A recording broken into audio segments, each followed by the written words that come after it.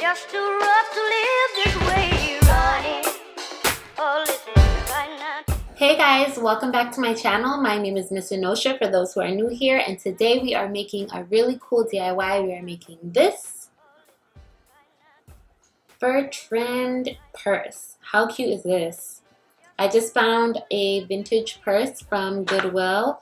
It was like, I think like $7, and I added a little fur boa to it, and I think it looks so cute. So I'm going to walk you through how I created this DIY, so keep watching this video.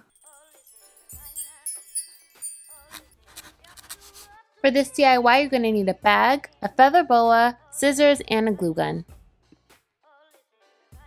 So this is a very simple DIY. It doesn't need much explanation, but basically you're going to just glue around the edge of the bag.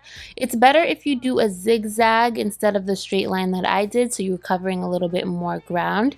And you're going to just glue in sections, being mindful that the glue does quickly, so you don't want to glue or have the glue laid down too much at a time. And you just go around the whole bag until you reach where you started. Just too rough to live this way, running. Oh, listen, why not? Oh, listen, why not?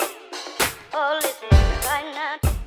Once you circle back to where you started, you're just going to cut the boa, and then you're going to glue the edges down, taking care, making sure that they're really glued down properly.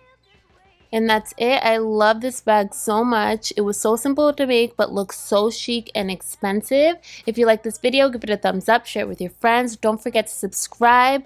If you try it, hashtag MissEnocha DIY, and I'll see you guys next time. Why not?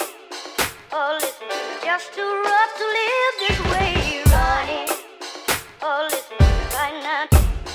Oh, listen, why not? Oh, listen, why not?